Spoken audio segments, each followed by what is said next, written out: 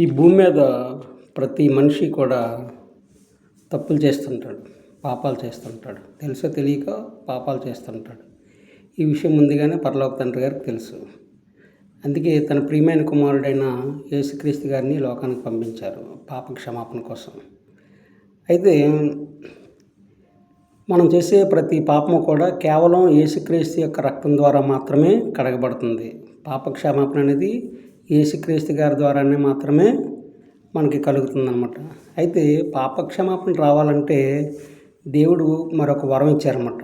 అదే పశ్చాత్తాపము. ప్రతి మనిషికి ఇది ఫ్రీ గిఫ్ట్ అనమాట. ఎవరైతే పశ్చాత్తాపం చెందుతారో, నిజమైన పశ్చాత్తాపం అంటే దైవ చిత్తానుసారమైన పశ్చాత్తాపం, నిజమైన మారు మనసు ఎవరైతే చెందుతారో వాళ్ళకి మాత్రమే యేసుక్రీస్తు యొక్క రక్తం ద్వారా కడగబడుతుంది అనమాట. అయితే ఈ పశ్చాత్తాపానికి 5 స్టెప్లు ఉంటాయండి. 5 స్టెప్స్ ఉంటాయి. ఫస్ట్ స్టెప్ ఏంటంటే మనం చేసే పాపం అనేది అది చిన్నదైనా పెద్దదైనా సరే గుర్తించుకోవాలి. ఇది చిన్నదే కదని టేక్ డీజీ తీసుకుని వదిలేయకూడదు. గుర్తించుకోవాలి, ఇది పాపము అని గుర్తించాలి. సెకండ్ స్టెప్ ఏంటంటే ఈ గుర్తించిన పాపాన్ని దేవుని ఎదుట ఒప్పుకోవాలి. కంపల్సరీగా మనం చేసే పాపము ఒప్పుకోవాలి.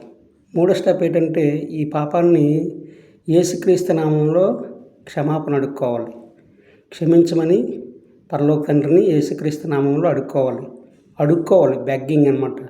చూడండి, బెగ్గింగ్ ప్రతి ఒక్కరికి కూడా రూపాయి వేసినంత వరకు ఎలాగైతే అడుక్కుంటారో అలా అడుక్కోవాలి. నాలుగోది ఏంటంటే ఎవరి దగ్గర అయితే మనం ఆ యొక్క పాపం చేసామో, ఒక వస్తువు తీసుకోవడం, ఒక మోసం చేయడం ఏదైనా చేసామో ఆ వ్యక్తి దగ్గరికి వెళ్ళి మళ్ళీ ఆ వస్తువుని కానీ, ఆ సొమ్మును కానీ, ఆ డబ్బులు కానీ ఏదైనా సరే ఏదైతే మనం ఆయన దగ్గర పాపం చేసామో అది తిరిగి ఇచ్చివేయాలన్నమాట. అది మనుషుల ఎదుటి కూడా పాపం ఒప్పుకున్నట్టు అనమాట. లాస్ట్ స్టెప్ ఏంటంటే 5th step should not repeat same mistake again. చేసిన పాపాన్ని మళ్ళీ కూడా చేయకూడదు. ఈ 5 స్టెప్స్ ఎవరైతే కరెక్ట్గా ఫాలో అవుతారో వాళ్ళది నిజమైన పశ్చాత్తాపం అనమాట, నిజమైన మారు మనసు. ఒకసారి నిజమైన మారు మనసు పొందుకున్న తర్వాత సేమ్ మిస్టేక్ మళ్ళీ రిపీట్ అవ్వదు. ఒక్కసారి యేసుక్రీస్తు గారి చేత పాపం క్షమించబడిందంటే అది మళ్ళీ ఆ పాపం అనేది మళ్ళీ రిపీట్ అవ్వదు.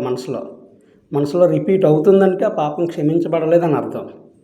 ఇదే మనం చెక్ చేసుకోమాట, పాప క్షమాపణ వచ్చిందా లేదన్నది. యేసుక్రీస్తు నామంలో మనందరికీ కూడా ప్రతి ఒక్కరి పాపాలు కూడా క్షమింపబడిన గాక. యేసుక్రీస్తు నామంలో ఈ విషయం చెప్తున్నాను. ఆమేన్.